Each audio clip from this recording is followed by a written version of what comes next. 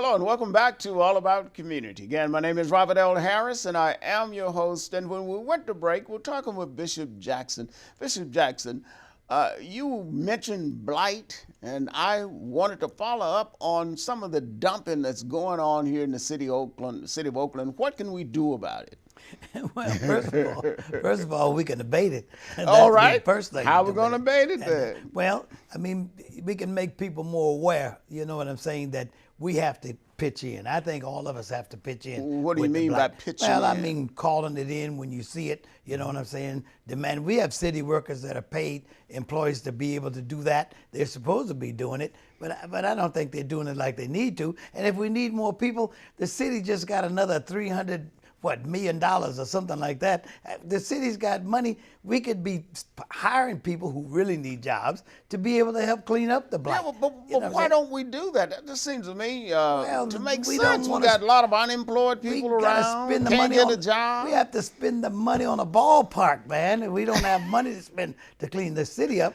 We got to have a ballpark. I mean, we need a ball team. You mean we have a ballpark mentality? Versus a mentality in terms of taking care of the needs of the people. That's what I'm saying. And one of the needs is to clean up the city so that it will attract businesses and other kinds of entrepreneurs to the city. That's absolutely correct.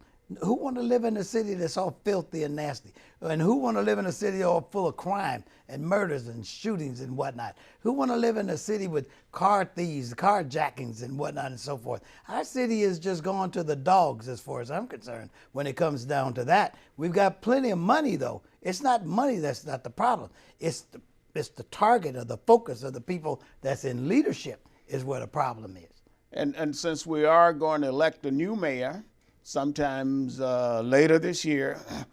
Again, what kind of person should we elect? Man or woman? Thank you. I'm gonna say it again. Okay. We need to elect somebody, first of all, that loves the God. That's number one with me. And then two, they need to love people.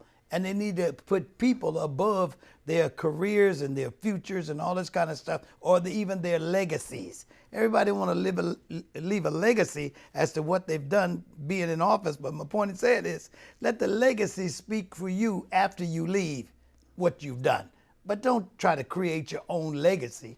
You know in other words, you shouldn't be worrying about your legacy. You ought to be just worrying about doing a great job as mayor. You said it so much better than I could. That's exactly what I'm saying. Well, and we have the money, so the money is not the problem. So what is the problem? Yeah. It's leadership. It's leadership. It's across the board. It's leadership.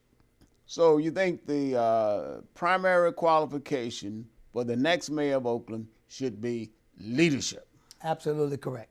All right, then should I congratulate you on being elected the next mayor of Oakland? Because you have leadership. Sir. No question about that. I am the Bishop of Oakland, and that's enough for me, okay? And if I could just get the rest of the people in their positions, I'm doing really good. I've got plenty to do. Let's talk for a moment about the Coliseum property. Sure. Well, what's going on there? Well, like I said, they want to move the ballpark out of the Coliseum in East Oakland, disrupting the community in East Oakland to build it up in West Oakland because our mayor just want to leave a great legacy and want to make the A's comfortable in the city of Oakland. My point of saying it is that property now, developers are getting ready to develop it into Lord knows what. People are saying we're going to do this, going to do this. Well, what do you think they're going to develop it into since apparently Howard Terminal is going to get the ballpark?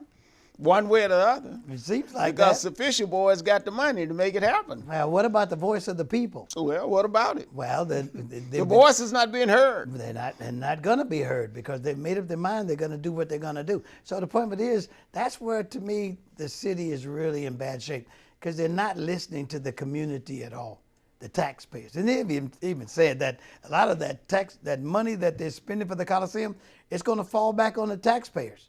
You know, I think they talked about the Raiders left here with $189 million debt that the city had to absorb, just like we have $189 million to let the Raiders get away with going to Las Vegas. And that's exactly what happened.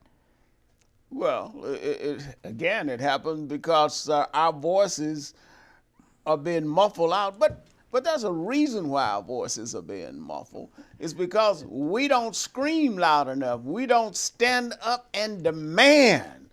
We sit quietly and let it happen. That's because we're always dependent on somebody else to do the job for us. We depend on people that's in position thinking that they're going to do the job for us. Nobody's going to do the job for us except us. Until us get ready to speak and stand up for the rights. We pay tremendous taxes in the city of Oakland, more higher than any other city in Alameda County. And you're absolutely correct there. We're going to have to go to break. But remember, we're going to have to stand up and be heard. Don't touch that remote. Put it down. We will be right back with All About Community. Again, my name is Robert L. Harris. I am your host, and my guest is Bishop Bob Jackson, Axwell Gospel Church. I love saying it, right here in Oakland.